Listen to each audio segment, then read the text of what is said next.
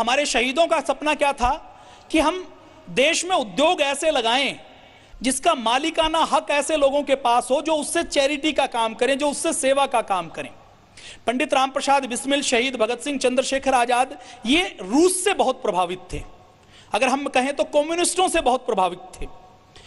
वो आस्तिक थे, भगवान को मानते थे, लेकिन वो ये चाहते थे कि पूंजीपति हमारे देश के ऊपर शासन ना करें। पूज्य स्वामी जी महाराज को भी आज हम अगर सुनते हैं तो वो सारी बातें साम्यवाद की करते हैं, लेकिन साम्यवाद के नाम पर, समानता के नाम पर जो विदेशी लोग हमारे समाज को तोड़ना चाहते हैं उसको स्वीकार नहीं करते। तो जो भारतीय साम्यवाद है, भारतीय समानता का अधिकार है, जो हमारे वेद में, दर्शन में, उपनिषद है, उसका पालन करने का काम आपकी संस्था, आपकी पतंजलि योगपीठ कर रही है, जिसका संकल्प है कि हम जो कमाएंगे वो 100% चैरिटी में लगाएंगे। और स्वदेशी की क्रांति के बाद अभी आगे आने वाले समय में पतंजलि का उद्देश्य है कि पतंजलि योगपीठ द्वारा शिक्षा के क्षेत्र में एक बड़ी क्रांति की जाएगी, ताकि हमारे पूर्वजों और महापुरुषों का गौरव, मूल्यों के साथ हम शिक्षा दे सकें। उसके लिए भारतीय शिक्षा बोर्ड के लिए पूज्य स्वामी जी महाराज लगातार 5 सालों से लगे हुए हैं। और अब पूज्य स्वामी जी महाराज और पतंजलि की इच्छा है, संकल्प है और यह निर्णय किया है कि हम पूरे भारत की शिक्षा व्यवस्था में आमूलचूल परिवर्तन करेंगे, ताकि हम भारत को पंडित राम प्रसाद बिस्मिल, शहीद भगत सिंह, चंद्रशेखर आजाद और नेताजी सुभाष चंद्र बोस जैसे युवा दे सके। गांधी जी इन सारे क्रांतिकारियों को क्या कहते थे? हुल्लड़बाज कहते थे, हुल्लड़बाज पंडित राम प्रसाद बिस्मिल को। तो उन्होंने HRA का संविधान बनाया, और उस संविधान को जब हम पढ़ते हैं तो हमें लगता है कि इसको जो लिखने वाला व्यक्ति है वो बहुत अध्ययनशील व्यक्ति है, बहुत चिंतनशील व्यक्ति है। और ये जो पंडित राम प्रसाद बिस्मिल जी हैं, ये कोई ऐसे वैसे युवा नहीं थे, अंग्रेजी के पूरे जानकार थे। उनके साथी शहीद भगत सिंह की हम बात करें तो शहीद भगत सिंह का चिंतन का लेवल, उनकी जेल की नोटबुक आज भी अवेलेबल है। वो उनके बारे में जो शोध करने वाले लोग हैं वो कहते हैं कि शहीद भगत सिंह पुस्तकें पढ़ते नहीं थे, निगलते थे। एक दिन में 2-2 पुस्तकें पढ़ लेते थे। वो लगभग 200 दिन जेल में रहे और 200 दिन में उन्होंने बाहर से 400 पुस्तकें मंगवाकर पढ़ी। तो इतने अध्ययनशील और इतने विवेकशील हमारे क्रांतिकारी थे।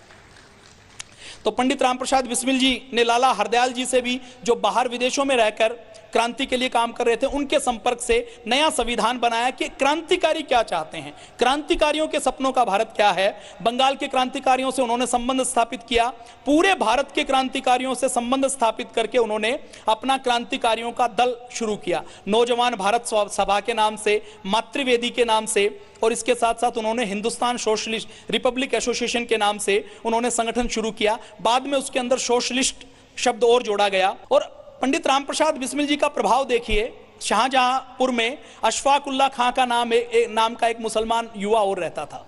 उस मुसलमान युवा को भी शायरी करने का शौक था। उसको उन्होंने करतार सिंह सराबा की जीवनी देकर, कन्हई लाल की जीवनी देकर, 1857 की क्रांति के बारे में बात बताकर कट्टर राष्ट्रवादी बना दिया।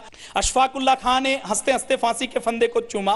अशफाक उल्लाह खां पंडित राम प्रसाद बिस्मिल जी के साथ आर्य समाज में जाता था, दोनों एक थाली में खाना खाते थे। पंडित राम प्रसाद बिस्मिल जी, जो लोग बहकावे से मुसलमान बन गए थे, उनके शुद्धिकरण का अभियान भी चलाते थे। और पंडित राम प्रसाद बिस्मिल जी का प्रभाव कितना था, प्रेम कितना करते थे। दल का हर व्यक्ति यह सोचता था कि पंडित राम प्रसाद बिस्मिल मुझसे ज्यादा प्रेम करते हैं। अपना खाना दूसरे को दे देना, अपने कपड़े दूसरे को दे देना, खुद के पैर में चाहे जूता या चप्पल ना हो लेकिन अपने दल के साथी के लिए जूते चप्पल की व्यवस्था करना, खुद के खाने के लिए सत्तू नहीं है लेकिन अपने दल के साथी ने दवाई ली या नहीं ली, खाना खाया या नहीं खाया, उनके परिवार में कोई समस्या है तो उसका चिंतन करना, ऐसा नेतृत्व पंडित राम प्रसाद बिस्मिल जी का था। आज हम पूज्य स्वामी जी महाराज को भी देखते हैं तो संस्था में हमारे जितने दानदाता आए हुए हैं, जितने लोग अलग अलग संस्थाओं में काम करते हैं, तो सबके मन में एक ही विचार आता है कि पूज्य स्वामी जी महाराज मुझे सबसे ज्यादा प्यार करते हैं।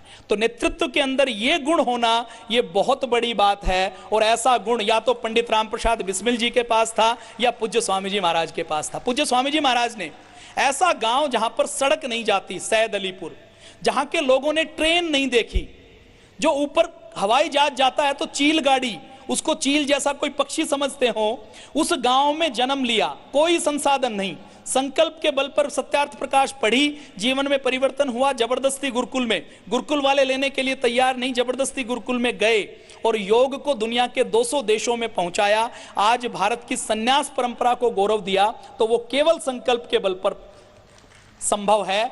जैसा पंडित राम प्रसाद बिस्मिल जी का संकल्प था, वैसा ही पूज्य स्वामी जी महाराज का संकल्प है। और हम पूज्य स्वामी जी महाराज के पावन सानिध्य में रहते हुए देखते हैं कि एक बार जो ठान लेते हैं उसको करके मानते हैं, कभी भी कदम को पीछे नहीं हटाते। तो एक बार अशफाकुल्ला खां बेहोश हो गए, तो जब वो बेहोश हुए तो बेहोशी की हालत में वो अपने घर में राम राम राम कह रहे थे। पंडित राम प्रसाद बिस्मिल जी को अशफाकुल्ला खां बिस्मिल नहीं कहते थे, राम कहते थे। तो जब वो राम राम कह रहे थे तो उनके घर के जो आसपास दूसरे जो मुसलमान परिवारजन हैं, उन्होंने सोचा कि ये तो काफिर हो गया, मुसलमान कोई राम कहे बेहोशी की हालत में, इसके ऊपर तो कोई भूत प्रेत जिन्न का साया आ गया। तो वो समझ नहीं पाए कि राम राम क्यों बोल रहा है।